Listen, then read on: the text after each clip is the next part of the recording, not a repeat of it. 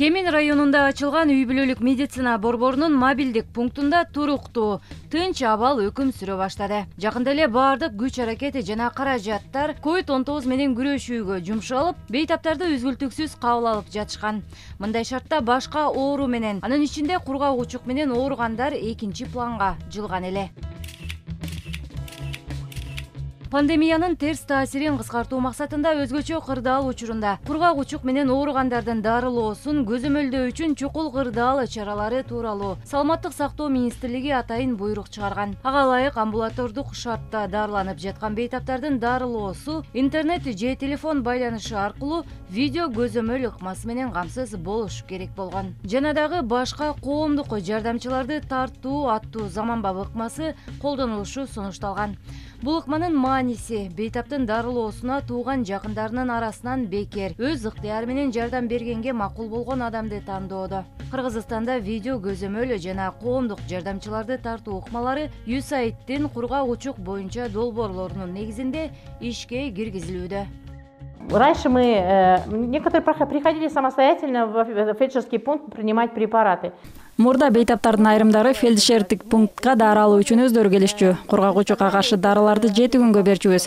Пандемия шартында мындай мүмкүнчүлүк жок болгондуктан кырдаалды эске алып бейтаптарга коомдук жардамчыларды бекитип бердик. Бейтап коомдук жардамчылардын көзөмөлү менен дарысын ичет. Атайын баракчаларды ар күн сайын толтуруп, айдын аягында тапшырышат. Пандемия күчөгөн мезгилде блокпосттор бардык жерге коюла баштаганда Саламаттык сактоо министрлигинин буйругу менен мөөнөтүн узартып, дарылар коомдук жардамчыларга 14 күнгө берилип жатты. Пьет под контролем общественного помощника, и они вот эти отметки, бланки, они представляли к концу месяца. Учурда мобилдик бригадада иштеп жаткан үй бүлөлүк дарыгер Бактыгүл Шашееванын кургак учук менен ооруган 8 бейтабынын да коомдук жардамчылары пайда болду. Бизге жардамчылар келип дарыларды алып кеткенге туура келди. Алар келишип, ошо дарыларын санап алып кетип, анан телефон менен сүйлөшүлүп атты. Больнойго кандай консультация менен бүткөндө келгине бул күнү болобуз деп ошону мен келип алып кетип атышты. Биринчи күндөрү ошо бир жумага 10 күнгө берчүбүз. Андан кийин ал 2 жумага 15 күнгө өттү. Үй бүлөлүк дарыгер Тамара Жапарова коомдук жардамчылардын ишин кубаттагандардын бири. Анткени анын дарыгерлик тажрыйбасында жардамчылардын иши жакшы натыйжа берген. Без общественного помощника вообще нельзя будет. Это очень нужно, если это будут родственники. Коомдук жардамчылары жок иштөө кыйын. Бул өтө керектүү. Бейтаптардын дарылоосуна туугандары, чоң апалары, ата-энелери тартылса эң жакшы. Анткени алардын көзөмөлү менен бейтап убагында дарысын ичип, дарылануусун токтотпойт. Эң башкысы дарыланууну үзгүлтүксүз аяктоо. Не забрасывает лечение.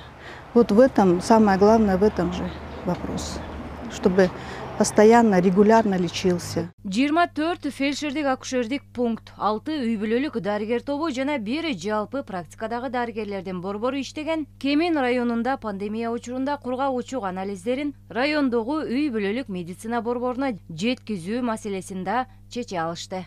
Мы знаем, что наши пациенты должны ежемесячно сдавать анализы. Они должны быть всегда под контролем, да? Затруднение было в том, что мы боялись, что эти анализы не будут своевременно поставлены до Центра семейной медицины, до лаборатории. Бейтаптар ай сайын анализдерин тапшырып, дайым көзөмөлдө болуш керек. Пандемия шартында анализдерди райондогу үй бүлөлүк медицина борборуна убагында жеткизип тура алабызбы деген маселе жаралды.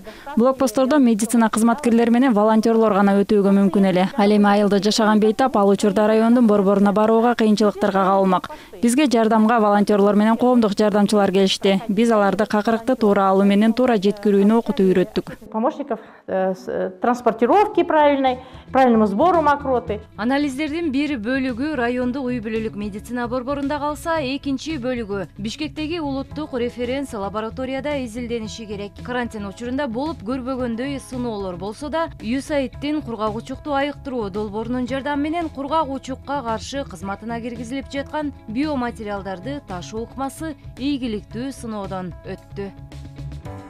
Пациент может собрать свой образец в любом месте. И когда есть карантинные мероприятия, когда есть ограничения в перемещении гражданских лиц, но его образец может быть привезен в лабораторию, где бы она ни находилась, и он может быть исследован. Карантиндик иш-чараларга жарандардын кыймылына чек коюлгандыгына карабай бейтап кайда болбосун анын анализдери лабораторияга, ал кайда жайгашпасын жеткирилип изилдөөгө алыныш керек. Жеке эмес мамлекетке караган транспорттук компания менен кызматташуу ийгиликтүү экендиги далилденди. Себеби чектөөлөргө карабастан өзгөчө кырдаал, өзгөчө абал учурунда аталган компания 100% иштеп бере алды. Коронавируска чейин анализдер кандай алынып келинсе, карантин учурунда деле ошондой тартипте жеткирилип жатты. Жеке структуралар бошоңдугун көрсөтүп иштей алган жок. Ал эми биз иштешкен кызмат эффективдүүлүгүн тастыктай алды. Они показали свою несостоятельность, они не сработали. В то время как та служба, с которой мы работаем, она была очень эффективна. Борбордук лабораторияга анализдер алып келингенден кийин ташуучу компания артты карай дагы бир маанилүү жумушту аткарат. Ал шаардан районду көздөй кургак-учуктун дарыларын ташуу. Эми ушинтип өзгөчө кырдаал учурунда өзүнүн чоң пайдасын көргөзгөн акыркы жылдардагы Кыргызстандын кургак-учукка каршы кызматында өтүп жаткан реформаларды улантуу керектиги ачык болуп калды. Ал эми калкыбыз пайдалуу нерселерди бат эле кабыл алат деген ойго шек жок. Мисал катары пандемия убагында ооруга болгон мамилесин кандай дароо өзгөртүп алганын алса болот.